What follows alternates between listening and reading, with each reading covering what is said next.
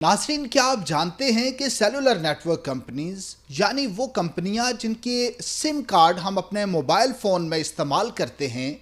वो अपने सार्फिन का खून किस तरह नचोड़ रही हैं। कितनी भारी रकम वो अपने सार्फिन से रोज़ाना, माहाना और सालाना बुनियादों पर हासिल करते हैं, जो कि चार्जेस जिसमें टैक्स आता है, जिसमें मेंटेनेंस सर्विस चार्जेस आते हैं, उसकी बुनियाद पर वो अपने सार्फिन से ले लेती हैं और सार्फिन को उस मुतालिक मालूम नहीं होता कि वो कलेक्टिवली कितनी बड़ी रकम बनती है। हमारे सामने एक केस आया है जिसमें एक सेलुलर नेटवर्क कंपनी की 2.5 माह की हासिल करदा रकम जो है, जो कि सर्विस और मेंटेनेंस चार्जेस की बुनियाद पर हासिल की गई, महज 2.5 माह में एक बड़ी और ख़तीर रकम हासिल की गई, उसका केस हम आपके सामने रखेंगे। आपको याद होगा कि 2018 में सुप्रीम कोर्ट ने सेलुलर नेटवर्क कंपनीज़ यानी मोबाइल सिम कार्ड्स की जो कंपनीज़ हैं, उनको अपने सार्फिन से कार्ड रिचार्ज करने पर 10% यानी 10 रुपये 100 रुपये पर जो वो काटे जाते हैं, उसे काटने से रोक दिया था। उसके बाद ये ऑर्डर चलता रहा और फिर मार्च 2019 में सुप्रीम कोर्ट ने उस पर एक ऑर्डर जारी किया, अपना फैसला, मुख्तसर फैसला सुनाया और सेलुलर नेटवर्क कंपनीज़ जिसमें एक निजी कंपनी ने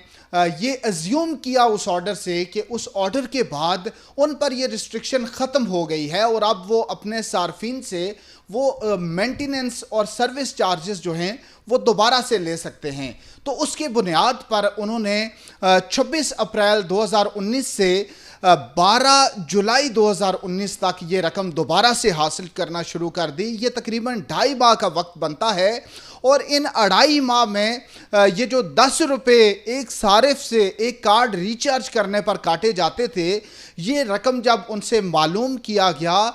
तो ये पता चला कि 2,02,80,38,584 रुपये ये रकम बनती है, जो कि महज 2.5 माह में कंपनी ने अपने सार्फिन से सिर्फ सर्विस और मेंटेनेंस के चार्जेस के तौर पर काटी। जब एक कार्ड रिचार्ज कराया जाता है, एक सारिफ, जैसा कि मैं अपने मोबाइल में कार्ड रिचार्ज करता हूं तो 10 रुपये कट जाते हैं, शायद सार्फिन को इंडिविजुअल कैपेसिटी में उससे इतना फ़र्क नहीं पड़ता, लेकिन कंपनी को कलेक्टिवली जब तमाम सार्फिन से ये रकम काटी जाती है तो उससे कितना भारी मुनाफा होता है, ये बात आपके सामने रखना चाहते हैं। तो सुप्रीम कोर्ट के ऑर्डर को उन्होंने एम्बिगुअस समझते हुए उस बुनियाद पर अपना टेक्स्ट वो दोबारा लेना शुरू किया, लेकिन मई 2019 में सुप्रीम कोर्ट का तफसीली फैसला जिसमें वजूहात लिखी हुई थी वो जारी कर दिया गया। लेकिन कंपनी का ये दावा था कि उन्हें वो ऑर्डर जो है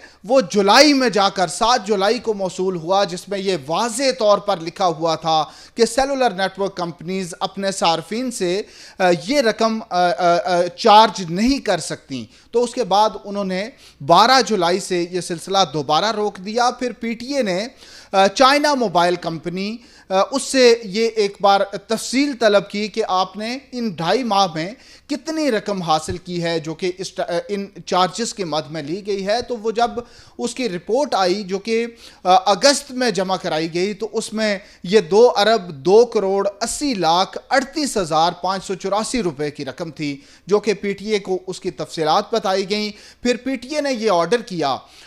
30 अगस्त 2019 को पीटीए ने यह ऑर्डर किया कि आप ये रकम जिन सार्फिन से आपने हासिल की है उन्हें आप रिफंड करेंगे, उन्हें ये वापस करेंगे। लेकिन कंपनी ने उसके बाद पीटीए का वो ऑर्डर इस्लामाबाद हाई कोर्ट में चैलेंज किया और उस पर समातें चलती रहीं। उसके बाद पीटीए ने अमल दरामद ना करने पर नवंबर 2019 में शोकॉज नोटिस भी जारी किया, लेकिन ना शोकॉज बताई गई, ना वजह बताई गई और ना वो प्रोसीडिंग उसके बाद आगे बढ़ सकी। लेकिन इस्लामाबाद हाई कोर्ट के जस्टिस मियां गुल हसन औरंगज़ेब ने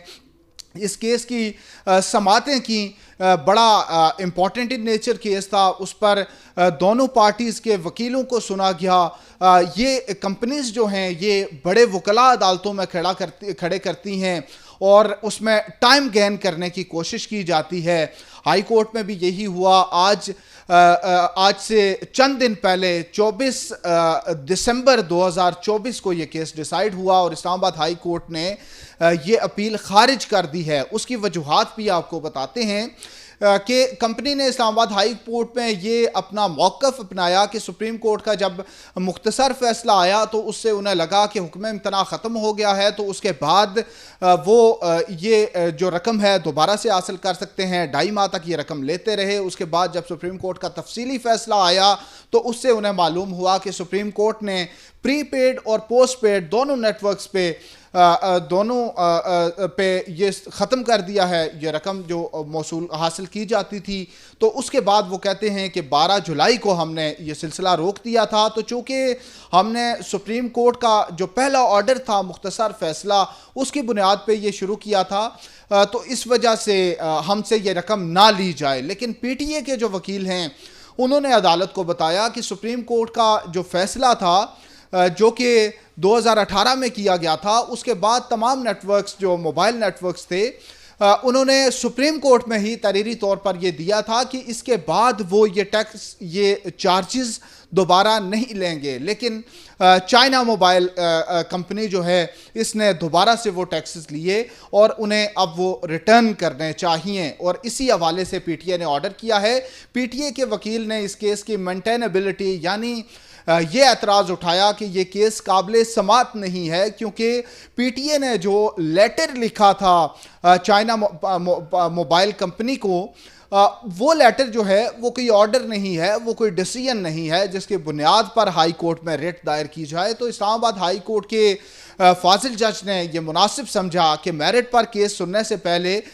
یہ معاملہ طے کیا جائے کہ یہ کیس قابل سماعت ہے یا نہیں ہے. تو کنکلوژن پہ عدالت یہ پہنچی کہ یہ کیس قابل سماعت نہیں ہے، کیونکہ پی ٹی اے کی جو پروسیڈنگ ہے وہ ابھی چل رہی ہے. پی ٹی اے نے وہ خط لکھا، اس کے بعد شو کاز نوٹس بھی جاری کیا، اور شو کاز نوٹس پہ جب تک کارروائی نہ ہو جائے تب تک عدالتی دروازہ نہیں کھٹکھٹایا جا سکتا. اور اب انٹرسٹنگ بات آپ کو یہ بتائیں کہ شو کاز نوٹس ہوا ہے پی ٹی اے کی جانب سے جو کہ 2019 میں ہوا تھا. اب اگر اس پہ کارروائی آگے بڑھتی ہے اور کوئی کارروائی اس کمپنی کے خلاف ہوتی ہے تو پھر یہ ہائی کورٹ میں ایک بار پھر سے چلے جائیں گے، اور اس کے بعد ایک لمبے عرصے تک یہ کیس پھر سے آگے چلتا رہے گا. اور جو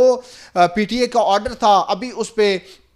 امپلیمنٹیشن ابھی تک تو نہیں ہو سکی، لیکن اب چونکہ ہائی کورٹ نے وہ آرڈر برقرار رکھا ہے تو اس کو امپلیمنٹ کیا جانا چاہیے. یہ صورتحال آپ کے سامنے رکھی ہے کہ محض 2.5 ماہ میں ایک سیلولر نیٹ ورک کمپنی جو ہے وہ 2 ارب سے زائد کی رقم صرف اس ٹاپ اپ پہ جو 100 روپے کا کارڈ ریچارج کرتے ہیں اس ٹاپ اپ پہ 10 روپے جو کٹ جاتے ہیں ایک صارف کو، تو وہ اس کی انٹینسٹی معلوم نہیں ہوتی کہ یہ کولیکٹیولی جا کے یہ کتنی بڑی رقم جو ہے وہ جنریٹ کرے گا کمپنی کے لیے. لیکن یہ تفصیلات سامنے آئی ہیں کہ 2.5 ماہ میں ایک کمپنی نے 2 ارب سے زائد کی رقم اپنے صارفین سے حاصل کی ہے. اس کے علاوہ دیگر پیکیجز، دیگر کالز پہ ٹیکسز اور جو چارجز ہوتے ہیں وہ تمام ایک سائڈ پہ رکھ دیں. یہ انیشلی کارڈ ریچارج پہ سامنے آنے والی کٹنے والی 10 روپے کی رقم ہے. تو یہ تمام کہانی تھی جو آپ کے سامنے رکھنی تھی کہ یہ سیلولر نیٹ ورک کمپنیز اپنے صارفین کا خون کس طرح سے چوس رہی ہیں.